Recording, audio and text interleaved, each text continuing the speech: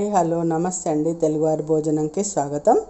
నేను మీకు ఈరోజు చూపించబోయే వంటకం పులగం అండి. దీన్ని కిచిడి కూడా అంటారు. ఇది ఇంట్లో మనకి కూరలు లేనప్పుడు, లేదా మనకి ఒంట్లో 2-3 రకాలు చేసే ఓపిక లేనప్పుడు ఇది చేసుకొని హాయిగా ఇందులోకి రసం చూపిస్తానండి.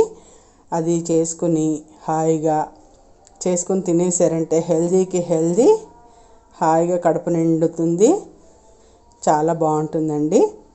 దీన్ని పులగం అందరికీ తెలుసు అనుకోండి, కాకపోతే నేను చేసే విధానం చూపిస్తాను.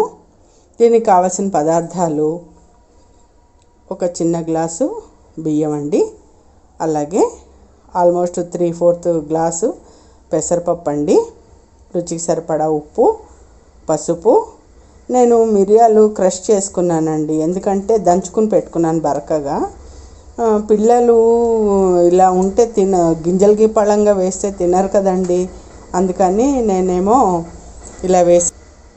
ఇలా క్రష్ చేసుకుని పెట్టుకున్నానండి, బరకగా దంచుకుని. అలాగే కరివేపాకు, ఎండుమిర్చి, పోపు దినుసులు, మినపప్పు, జీలకర్ర. దీంట్లో నేను నేతి పోపు వేస్తానండి, చూపిస్తాను. ప్రాసెస్లోకి వెళ్ళిపోదాం. ఇప్పుడు ఈ రెండు కలిపి నేను ఈ గ్లాస్లో పోసుకుంటున్నాను. పెసరపప్పు బియ్యము కలిపి ఈ గ్లాస్లో పోసుకుంటున్నానండి, ఎందుకంటే నాకు నీళ్లు పోయడానికి కొలత కావాలి కాబట్టి అందులో పోసుకున్నానండి. చాలా బాగుంటుంది, ఈజీ కూడానండి చేసుకోవడం. హాయిగా చూసారు కదా, ఇలా పోసేసుకున్నాను. నేను కడిగి పెట్టుకుంటాను, నీళ్లు పోసుకొని పెట్టుకుంటాను. చూసారు కదండి, ఈ రెండు కలిపితే ఈ గ్లాస్లో 3/4 గ్లాస్ అయింది. నేను ఈ గ్లాస్ తోటి నిండుగా 3 గ్లాసులు పోసుకుంటానండి నీళ్ళు. ఎందుకంటే కొంచెం మెత్తగా ఉంటేనే బాగుంటుంది కదండి ఈ పొంగల్ అనేది.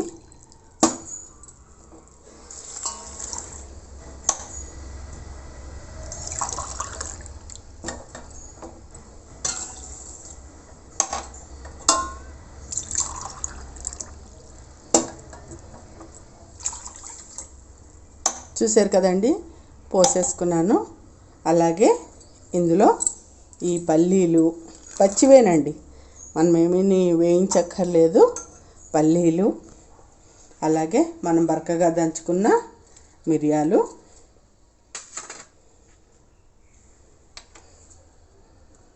కొద్దిగా పసుపు, అలాగే రుచికి సరిపడా ఉప్పు. మనం అన్నానికి పప్పుకి కలిపి వేసుకోవాలండి. అలాగే ఈ కరివేపాకు. అన్నీ పచ్చివేనండి, కాకపోతే దీంట్లో ఫైనల్గా పోపు పెడతాను. ఇది నేను ఇలా కుక్కర్లో పెట్టేసుకుంటానండి. కొంచెం నేను టోటల్గా ఇదే తిని ఉండలేం కదండి, అందుకని కొంచెం మజ్జిగలోకి పెరుగన్నం తిందామని కొంచెం చిన్న గ్లాసు పెరుగన్నం కూడా పెట్టుకున్నాను. బియ్యం పెట్టుకున్నాను. ఇప్పుడు పోపు పెట్టుకుందాం అండి. నేను ఇప్పుడు ఇందులో స్టవ్ వెలిగించుకుని మూకుడు పెట్టుకున్నానండి. ఇందులో ఇప్పుడు నెయ్యి వేస్తున్నాను పోపు కోసం. నేతి పోపే బాగుంటుందండి.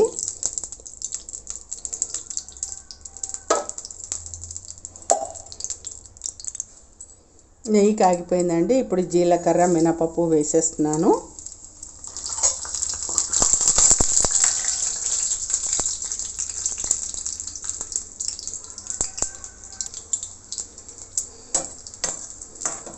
చూసారు కదండి, ఇప్పుడు ఎండుమిర్చి కూడా వేసేస్తున్నాను. ఆపేస్తున్నానండి స్టవ్.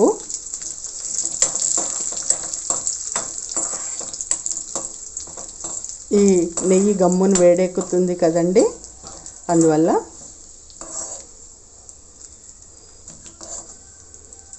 ఒక క్షణం ఆపేసి ఆ వేడికి ఉంచేస్తే ఈ మినపప్పు వేగిపోతుందండి.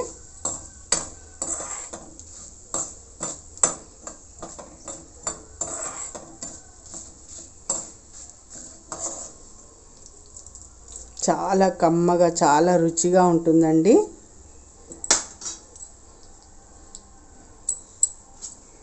వేగిపోయిందండి, చూసారు కదా వేగిపోయింది. ఇప్పుడు దీనిని ఇందులో వేసేసుకుంటాను.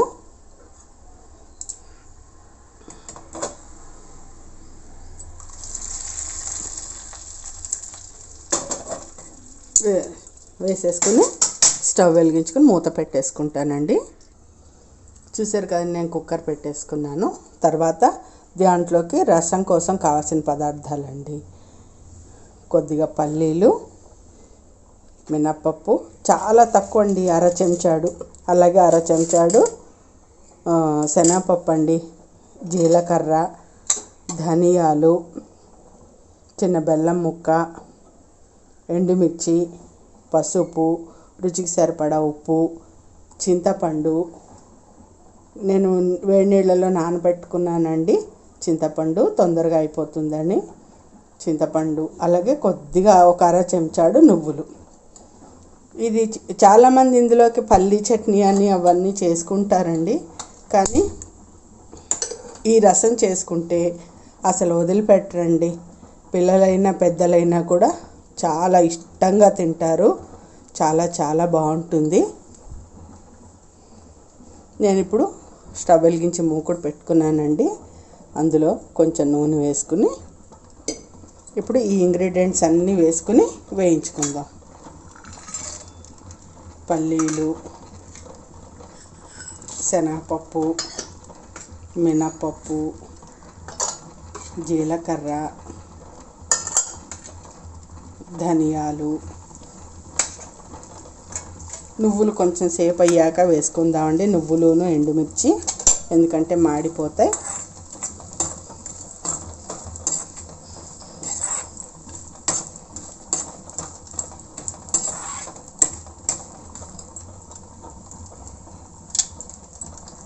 అదండి వేగిపోయాయి.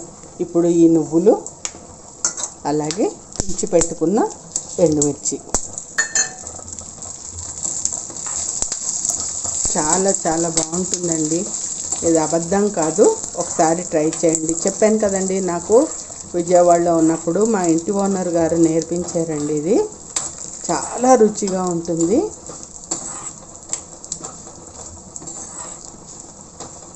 పిల్లలు కూడా ఇష్టంగా తింటారు. హెల్తీకి హెల్తీ, టేస్టీకి టేస్టీ అండి. ఆపేస్తానండి, వేగిపోయాయి. ఈ చల్లారాక మిక్సీ పట్టుకుందాం. పోపు చల్లారిపోయిందండి. ఇది నేను మిక్సీ జార్లో వేసేసుకున్నాను. ఇందులో రుచికి సరిపడా ఉప్పు, అలాగే చిటికెడు పసుపు అండి. ఇది మీకు చూపించడానికి చాలా లెంతీగా అనిపిస్తుంది, కానీ అదే మనం మామూలుగా చేసుకునేటప్పుడైతే ఈ వీడియో తీయాల్సిన పని లేదు కదండి. చక్క 5 నిమిషాల్లో అయిపోతుందండి. ఒక పక్క కుక్కర్ పెట్టేసుకుని ఒక పక్క ఇవన్నీ మనం డబ్బాలోంచి తీసి గబగబా అన్నీ మూకుట్లో డైరెక్ట్ వేసేసుకుంటాం కాబట్టి చాలా తక్కువ టైంలో అయిపోతుందండి. వీడియో చూపించాలి కాబట్టి, ఏమేమి వేసుకోవాలో చూపించాలి కాబట్టి మీకు లెంగ్తీగా అనిపిస్తోంది, సారీ అండి. ఇప్పుడు నేను ఇది మిక్సీ పట్టుకొని చూపిస్తాను. ఇప్పుడు ఈ చింతపండు కూడా వేసేసుకుని రుబ్బుకోవాలండి. చూసారు కదా, ఇలా పొడి కొంచెం క్రష్ చేసుకుని సగం నలిగిందండి. దాంట్లో ఇప్పుడు ఈ చింతపండు కూడా వేసుకున్నాను. కదండి, కలిపి రుబ్బేసుకుంటాను. చూసారు కదండి, ఇలా క్రీమీ స్ట్రక్చర్ వచ్చేలాగా రుబ్బేసుకోవాలండి. ఇప్పుడు నేను ఈ గిన్నెలోకి ట్రాన్స్ఫర్ చేసేసుకుంటున్నాను. మాకు బెల్లం వేసుకుంటే ఇష్టం అండి. మీకు తెలుసు కదా, నేను ఎక్కువగా తీపి వేస్తాను మా వంటల్లో. నేను వేసానండి. వేసుకుంటేనే బాగుంటుందండి. ఇది ఈ రసానికి, ఆ పులగానికి ఇది కాంబినేషన్ చాలా బాగుంటుంది. తీపి వేసుకుంటేనే బాగుంటుందండి. ఇప్పుడు చూపిస్తాను. ఇది గిన్నెలోకి వేసేసుకుంటాను.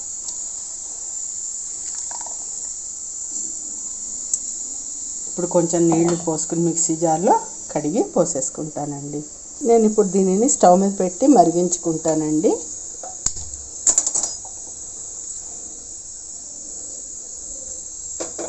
చూసారు కదండి, కుక్కర్ కూడా అయిపోయింది. ఇప్పుడు దాంట్లోకి పోపు వేసుకుందాం పైనుంచి. చాలా సింపుల్ అండి.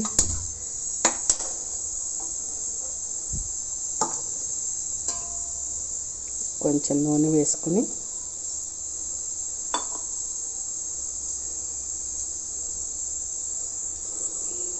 నూనె కాగిందండి. ఇప్పుడు నేను ఇందులో చూసారు కదండి, జీలకర్ర, ఆవాలు, ఇంగువ, ఇంతే. ఇది వేగాక అందులో వేసేసుకుంటాను.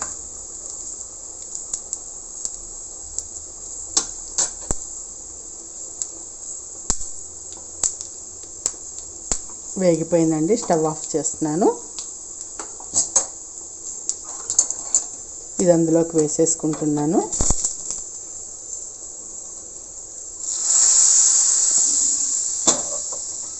అంతే అండి, అయిపోయింది.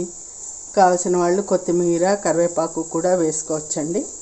నేను వేస్తున్నాను, కొత్తిమీర వేస్తున్నాను. చూసారు కదండి, ఇది కొంచెం మరిగితే సరిపోతుందండి. చక్కగాను అందులో వేసుకుని తినేయడమే పులగంలో. పులగం ఆర్ కిచిడి, మీరు ఏదనుకుంటే అదండి.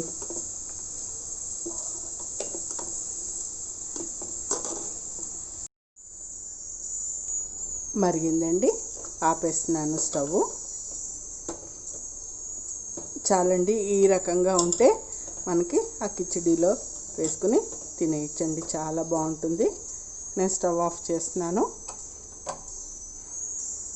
ఇందులో నెయ్యి అవన్నీ ఇంకేం వేసుకోక్కర్లేదండి, ఆల్రెడీ మనం నెయ్యి పోపు పెట్టుకున్నాం కాబట్టి జస్ట్ అందులో ఆ కిచిడీలో ఈ రసం వేసుకుని కలుపుకొని తినేసి అయిపోతుందండి. చూసారు కదండి, కిచిడి రెడీ అయిపోయింది. అలాగే రసం కూడా రెడీ అయిపోయిందండి. ఈ రెండు కలిపి చక్కగా తింటే చాలా చాలా బాగుంటుందండి. కొన్నానండి ఇలాగా, దీనిని కొంచెం ఇలా